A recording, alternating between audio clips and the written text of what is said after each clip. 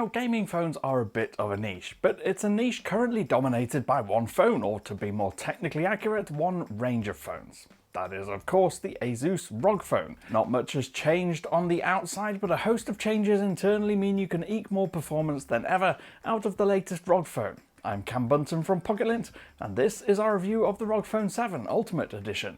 If you do like it, please do leave a thumbs up, subscribe, and tap the notification bell, and then you don't miss any more.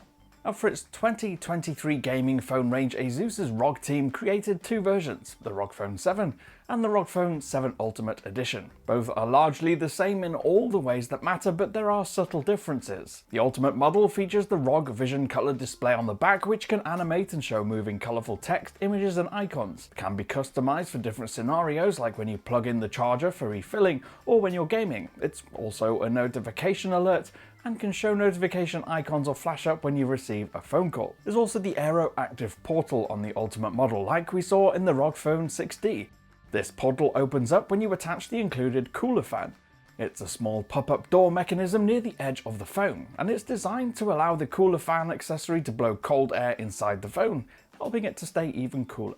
Now, it's worth noting here, for those worried about longevity, the portal itself should last the lifetime of the device. It's been tested to 40,000 open and shut cycles, and to put that into context, that's about 27 times a day for 4 years. And remember, this only opens when you clip on the AeroActive cooler fan. It's not something you'll be constantly opening and shutting. Plus, like the rest of the device, it's IPX4 splash resistant, even when it's open. Now, otherwise, the ROG Phone 7 is exactly what you'd expect it to be. It's big, chunky, and pretty heavy. It's the kind of compromise you have to make to get the features and performance. It's a real handful and is comfortably taller and thicker than either the Galaxy S23 Ultra or the iPhone 14 Pro Max, both of which are their respective companies' largest smartphone slab. Despite its size though, Asus has made great use of the space, adding an additional USB-C port on the left edge for charging and accessory connection, and the other edge features ultrasonic touch-sensitive air trigger buttons on the shoulders. They've also kept the 3.5mm port on the bottom edge for wiring in headphones for truly lag-free high-fidelity audio. Internals, media and performance have also been considered in the design of the phone, but I'll speak a bit more about that later. The front of the phone is almost completely flat, making it a great surface for typing on with two thumbs, and also crucially ensuring your thumbs won't slide off during gaming. The thicker top bezel and bottom bezels mean Asus has been able to pack in extra capabilities like the loud, powerful stereo speakers. It also means you've got a bit of room to rest your thumbs. Now, while the ROG Phone has historically always been marketed as a gaming-first phone, most of what makes it great for gaming also makes it great for consuming media. It's got a big, bright display that's flanked by two powerful, individually amplified speakers. Not that it needed this upgrade, but Asus upgraded them for the 23 model. Each speaker is a 12x16mm driver and features a small excursion in the space designed to further amplify and direct the airflow for a fuller sound. Plus, they're louder than the ROG Phone 6's speakers as well. What all of this means is, yet again, the speakers deliver sensational sound. You get great stereo separation when playing games or movie watching in landscape mode. You also get a lot more of the bass and mid frequencies than you would on a typical smartphone. That means a fuller, more balanced sound. It's a phone that's actually good to listen to. There is a bit of an added kicker this year as well, in form of the AeroActive Cooler 7. That comes in the box with the Ultimate model. It might be designed primarily as a cooling fan to keep your phone from overheating under extreme load, but it also becomes part of the speaker system this year. Asus describes it as a 2.1 portable theatre, adding a 5-magnet linear subwoofer to your phone, so you get even better bass performance in combination with those stereo speakers on the phone itself. And that really does add a bit of bass and volume to boost the audio, delivering an even more powerful system for listening to music. It's not quite as full sounding as a dedicated portable speaker might be, but it's a darn sight more capable than pretty much any other phone. Add to that the near enough 7-inch display, technically 6.78, and you have a very capable media delivery tool. The display itself is a very strong performer. There are some areas it falls short compared to the S23 Ultras and the Xiaomi 13 Pros of the world, but it more than makes up for it in other ways. That's to say, it isn't Quad HD resolution or any variation of. Instead, it's Full HD Plus, which on a screen this size is still more than enough. You don't get the ultra crisp details in fine lines and curves, but it's still nearly 400 pixels per inch. So it's sharp enough that you can't see individual pixels easily at all. But its best properties are its brightness, the refresh rate and the touch response.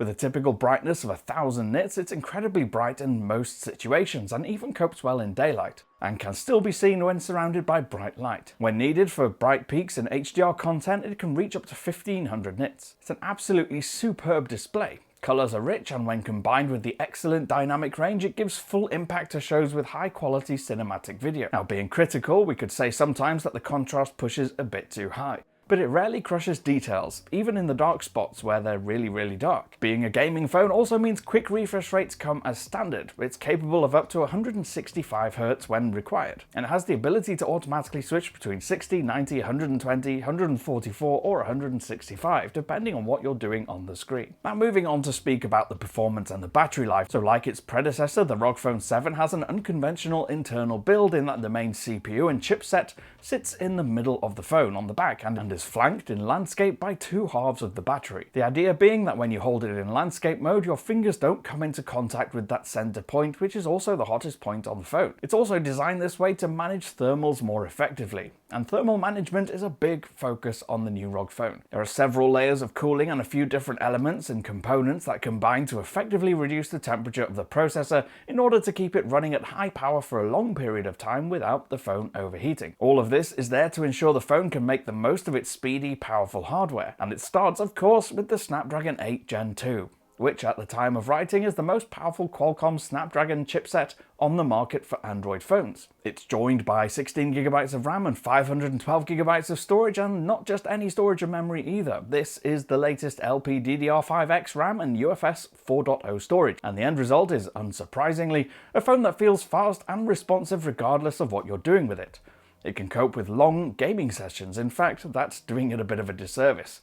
It absolutely flies through long gaming sessions. Even without the cooling fan attachment clipped on the back, it can keep frame rates consistently stable at 60 frames per second in Call of Duty, even after half an hour, with the internal temperature barely reaching above 40 degrees Celsius. With the AeroActive cooler clipped on, that can drop below 30.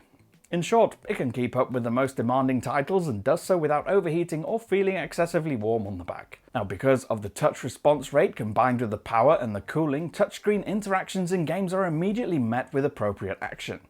At times it can feel a bit too responsive, but once you get used to that, the speed can really help in games where speed and reaction times really matter. And the battery life is rarely troubled either. With a 6000 mAh battery split into two 3000 mAh halves, the ROG Phone 7 has enough to keep up with the most demanding of users. My own typical usage, which is quite moderate, meant it wasn't too difficult to almost get it working for 2 days on a full charge. That's with using the phone for about 2 or 3 hours a day, mostly casual gaming and social media. To drain it in one full workday, you'd have to put some serious time into it, and even if you do, you're not likely to experience battery anxiety anyway, because it ships with a 65-watt fast charger and can deliver a full charge in under 45 minutes. Now, it wouldn't be a modern phone without multiple camera lenses on the back, and in this instance, it's 3 lenses, and arguably, well, sadly, only one of those is what we describe as good. That is, of course, the primary 50-megapixel sensor.